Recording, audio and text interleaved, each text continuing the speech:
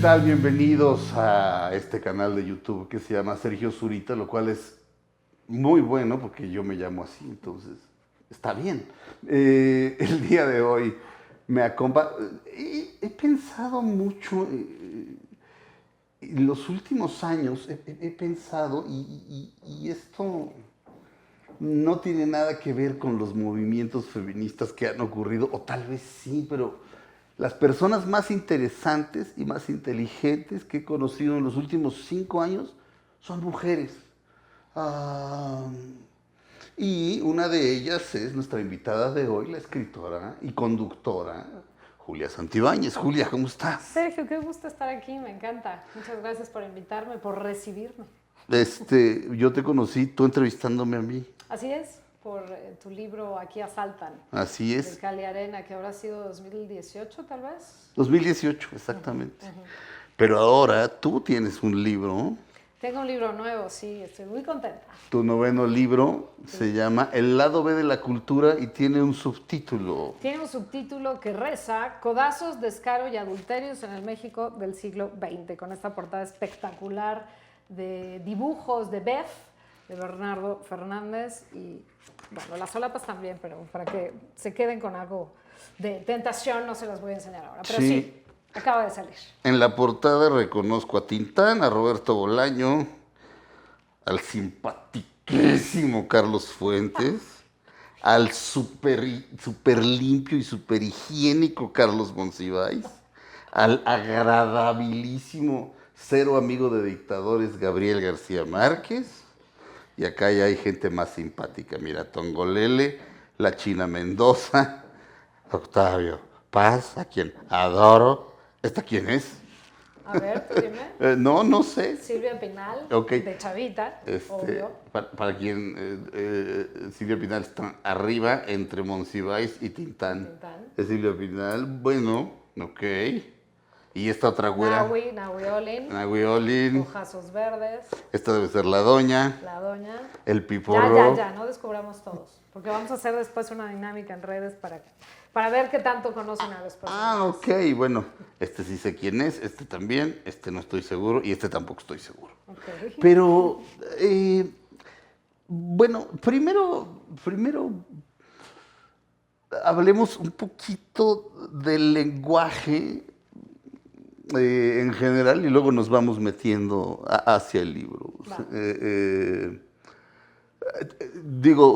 Digamos que si yo te tuviera que definir de una manera no convencional, podría yo decir, o sea, una manera no convencional quiere decir no decir a qué te dedicas.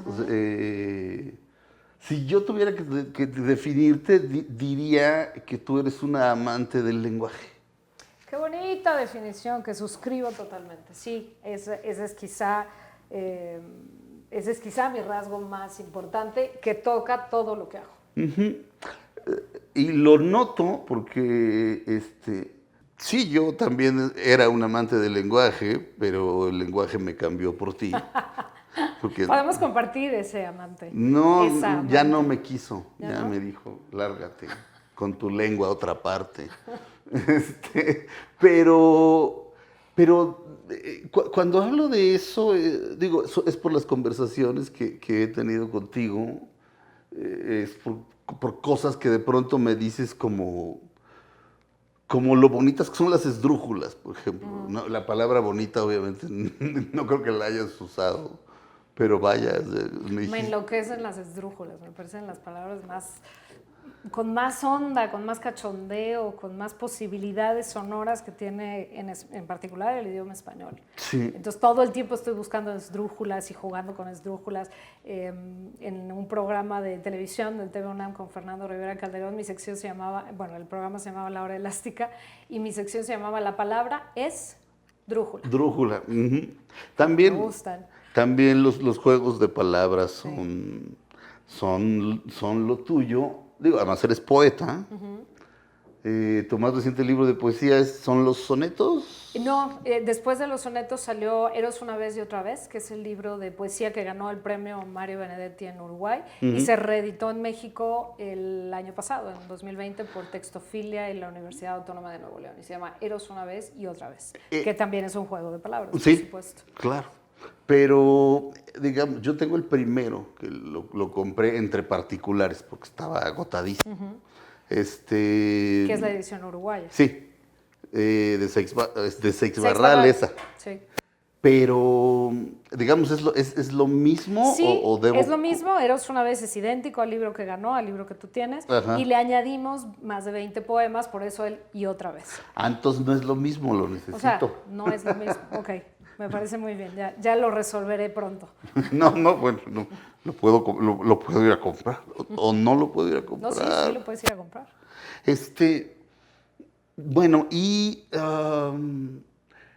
hablando de palabras, estaba leyendo el libro El lado B de la cultura, y lo primero que me gustaría destacar es que inventas palabras. Sí, todo el tiempo estoy inventando palabras, pero no ahí, en la vida, en Twitter. Sí, pero... las columnas. Sí, pero ahí uno podría pensar, bueno, está echando relajo, pero no lo haría en un libro probablemente. Uno puede pensar, ¿no? Y no, en el libro estuve escribiendo algunas de las palabras que inventas. Faunerío, no recuerdo en qué capítulo del libro No me acuerdo tampoco las circunstancias. Pero faunerío, o sea, la fauna esa, hablas de la colonia Roma en ese libro, para ser exactos, y dices, Cuarón no puso de moda la Roma, es el nombre del capítulo, me parece. Sí, algo así. O algo así, pero el faunerío de la Roma, o sea, la bola de... Obviamente busqué faunerío, no existe. Y es evidente que no la estás poniendo porque no sepas resolverlo de manera distinta.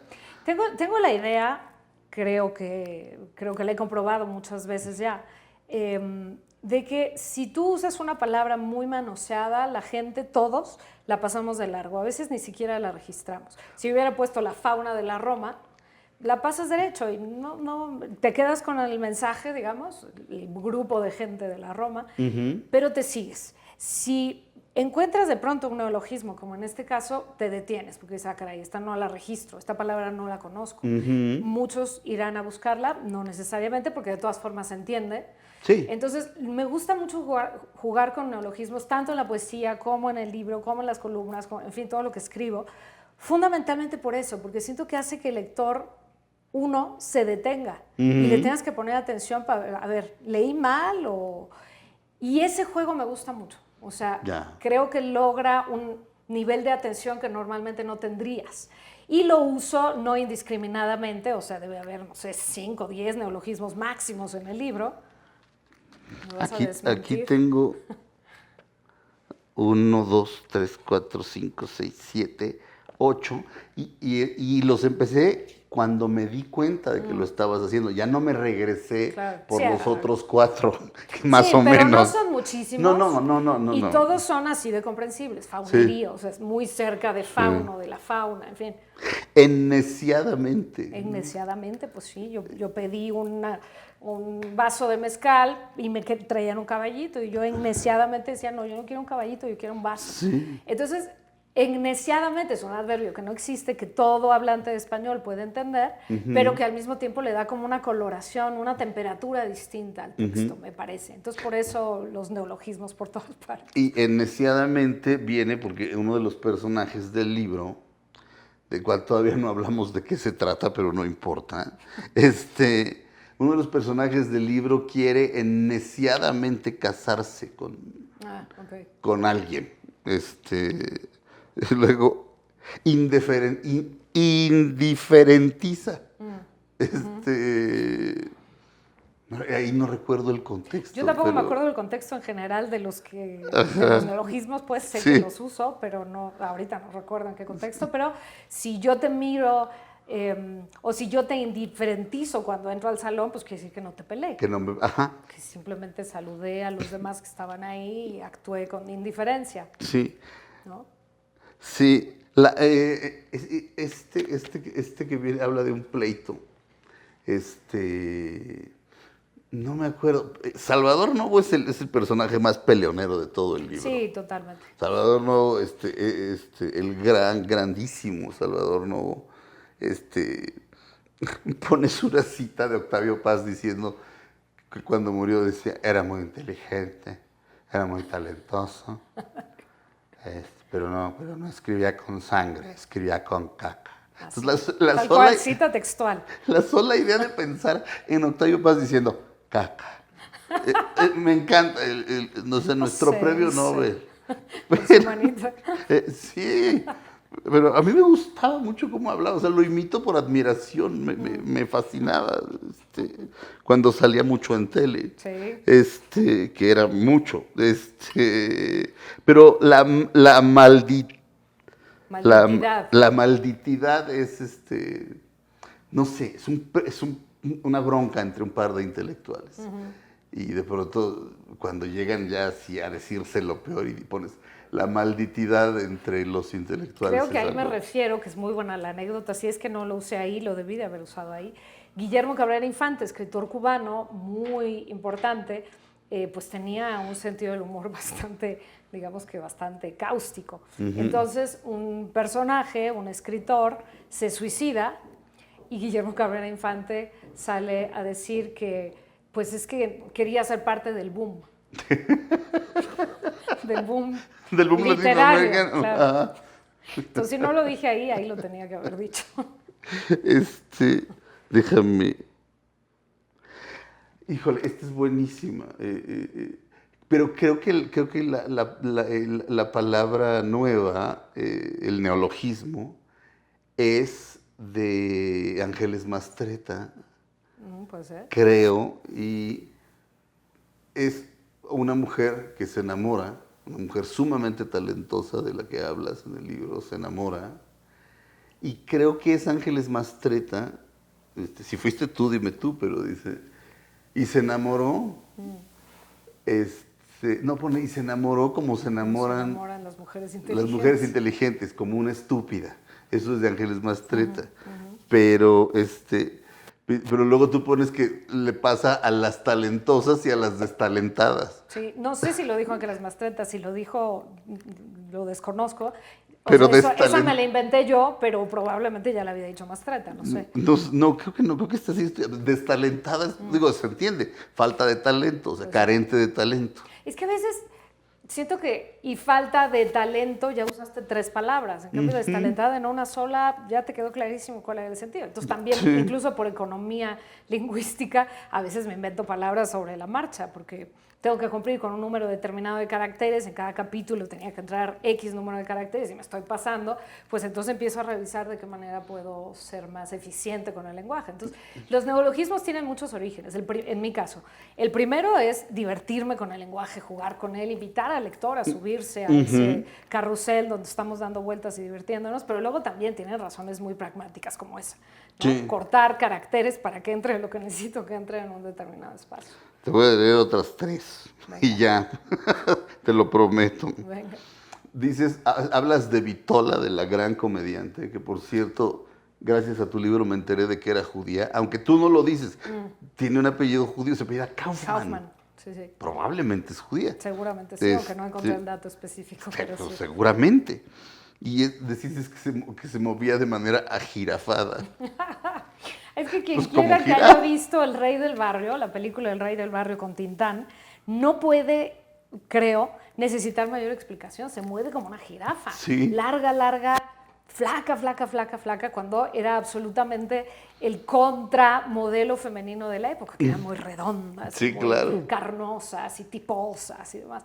Y bueno, la Vitola era completamente lo contrario. Entonces ella explota en El Rey del Barrio en concreto, con Tintán, esta cualidad de jirafa suya, un cuello enorme, y entonces, claro, se pone a bailar, digo, no pretenderé imitarla porque no me sale, ni lo intentaré, pero me parece muy divertido su bailar, entonces, pues sí, me encontré ese adjetivo y dije, claro, sí, parece una jirafa, pues hay que inventarle un adjetivo. Demasiadismo, bueno, eso se entiende.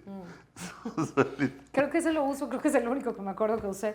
¿En qué contexto? Hablando de Nahui Olin, esta pintora, escritora, modelo, en fin, tuvo muchas facetas. Y lo suyo era el demasiadismo, o sea, no era quedarse en medias tintas, no era ser decorosa ni políticamente correcta, quién sabe cómo le hubiera ido en esta época, pero ella se tiraba a matar con lo que fuera, entonces claro, lo suyo era el demasiadismo. Muy bien, y la última, sangraje, que es así. Esa no me acuerdo en qué contexto pero tampoco. esa podría existir. Pues todas podrían existir, ¿no? Porque ya existen. Cualquiera las entiende. Sí. No tienes que, híjole, no tengo idea de qué se trata, tengo que meterme a 5 diccionarios.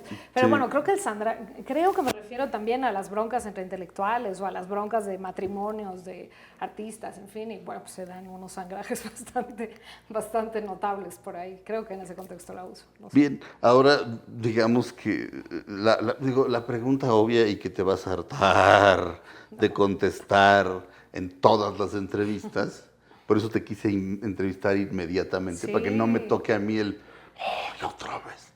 No, no es cierto. Platícanos de qué se trata el libro, de qué se trata y por qué escribirlo. Básicamente el libro trata de estas historias no oficiales, por eso el lado B. Solemos hablar del lado A, es el que todo el mundo conoce de alguien, y el lado B es lo que no se dice, porque es políticamente correcto, porque la familia no quiere que se mencione, en fin. Y todos los personajes del mundo de la cultura, y aquí quiero señalar que en el libro hablo tanto de alta cultura, me choca el término, pero es el que permite entenderlo para toda la audiencia. La alta cultura, Octavio Paz, Elena Garro, Bioy Casares, lo que sea, como la cultura popular, Tintán, Tongolele, Vitola, Piporro, en fin. Entonces, abarco mucha amplitud, una gran diversidad de personajes del siglo XX mexicano, de entre los 20 y los 70, y lo que me interesaba era justamente su lado B, lo que no se suele contar, con quién se emborrachaban, quiénes de ellos acabaron en Lecumberri, que era la prisión hasta los 70 en México, en la Ciudad de México, quiénes hicieron cuadrángulos amorosos, porque aquí no nada más se conformaban con triángulos, sino había cuadrángulos y de serie mundial, digo por ahí, cuáles eran los nombres de muchos de los personajes que conocemos y que no tenemos la menor idea de cuáles eran sus nombres reales. Entonces, como todo esto, lo no sabido, lo no canónico, lo no solemne, esto era lo que me interesaba. Y básicamente porque tengo una curiosidad enferma, o sea, me interesa todo y todo quiero aprender y todo quiero saber. Entonces me empezaba a meter por un lado y decía, es que está padrísimo, ¿y quién lo sabrá? Y le preguntaban un par de cuates, oye, ¿tú sabías que Vitola es de origen canadiense y que se apellidaba acá? No, pues no, tú no, pues tampoco. Y resulta que nadie sabía las cosas que yo tampoco sabía, por supuesto, o poca gente las sabía. Entonces dije, ¿por qué no ofrecer esta información con la finalidad de que la gente se acerque a estos personajes? Porque siento que a veces quienes hacemos cultura, y ahí entramos tú y yo, nos guste o no, hacemos de alguna forma cultura, ofrecemos una visión de la cultura, a veces tenemos la culpa de que la gente no se acerque, porque hablamos con voz engolada y mirando en lontananza, como si fueran seres hechos de bronce o de no sé de qué pasta, y están hechos de la misma que nosotros. Entonces, siento que hacemos que la gente se aleje y diga, no, yo no puedo leer un libro de Jorge Ibargüengoitia porque no le voy a entender, porque era tan grande y tan impresionante su prosa que pues, no le voy a entender. Entonces la idea del libro es bajarlos a nivel de tierra, ¿no? Personajes de a pie, y conocer esas facetas suyas, y en última instancia me encantaría que ocurriera que la gente se acerque a leerlos, a ver sus películas, a visitar su trabajo plástico, en fin, a oír su música, lo que sea. El libro originalmente fueron unas cápsulas de televisión y sí pasaba con mucha frecuencia que la gente escribía o dejaba mensajes en el programa, en El ombligo de la luna, donde nos conocimos. Muchas veces la gente después de hablar de Agustín Lara, Entonces escribían y decían, oye, qué padre, no sabía eso, ya me dieron ganas de ir a poner un disco de Agustín, o nunca lo he oído, chavos que dicen, nunca lo he oído, lo voy a buscar. En fin, entonces, en última instancia, eso me encantaría que pasara.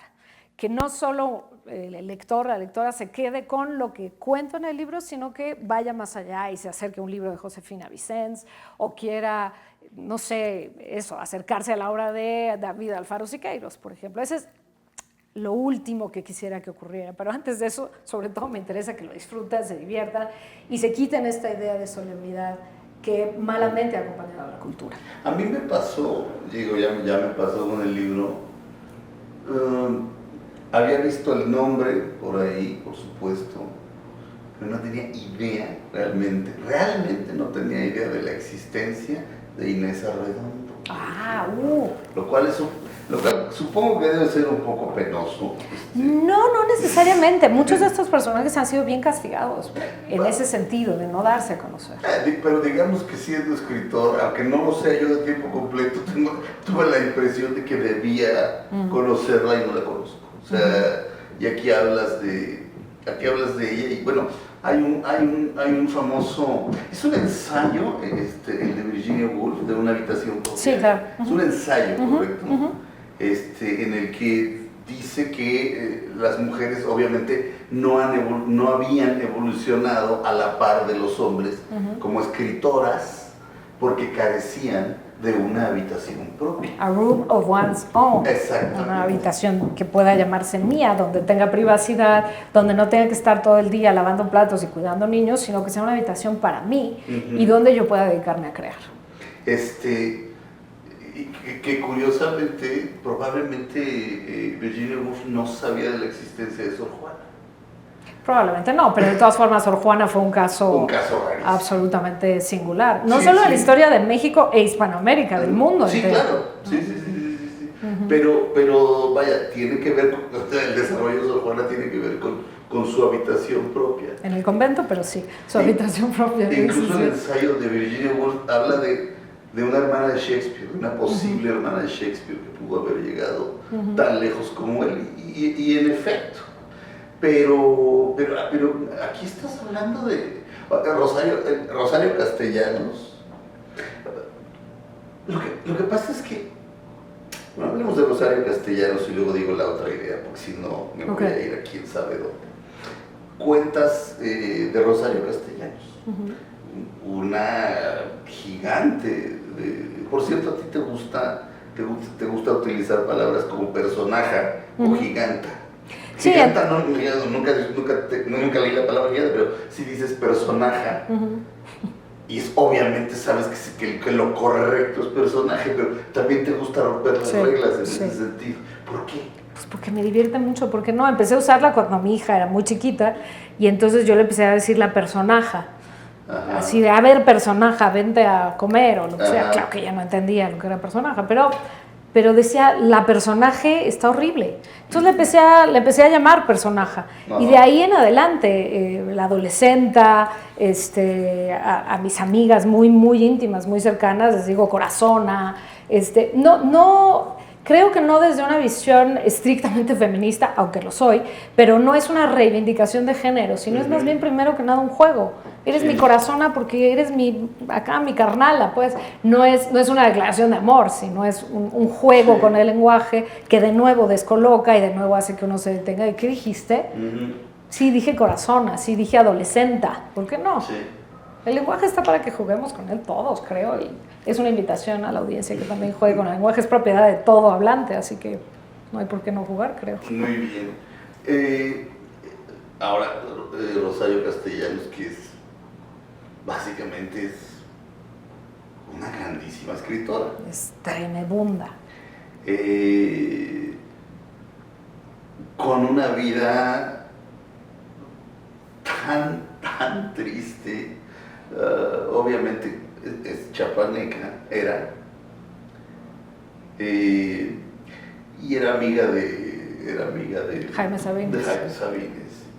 El poema que le escribe Jaime Sabines después de morir, ¿Tú recuerdas esa parte en la que básicamente la insulta porque está muy frustrado de que haya sido tan triste? Porque ella muere bastante joven en Israel y muere por una electrocución, muere electrocutada. Y se ha discutido muchísimo y se ha escrito muchísimo sobre si fue un suicidio, si fue un accidente. Todo indica que fue un accidente, pero bueno, lo que sea. Y claro, Sabine es su amigo y además conocedor de los tamaños literarios de Rosario, pues claro, se enoja con ella y le escribe un poema muy, muy furibundo, como a todos los que se nos ha muerto alguien querido, pues te enojas con el que se muere. O sea, aunque no haya tenido la culpa, te enojas con el que se muere. Y bueno, sí, ahí está ese poema de Jaime Sabine. Sí. Por cierto, quiero recomendar, lean Lamentación de Dido, poema de Rosario Castellanos. Es un poema largo, probablemente no lo más fácil para leer en una primera instancia, pero es una cosa espectacular.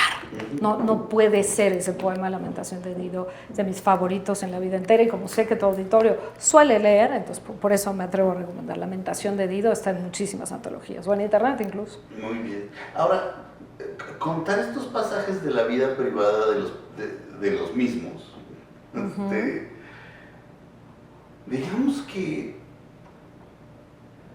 digamos que contar la triste vida de Rosario Castellanos es que en algún momento si pones una cita y ella dice que siente que está de más, como que sobra en el mundo, es tremendamente triste que un talento de ese tamaño sienta eso, ¿no?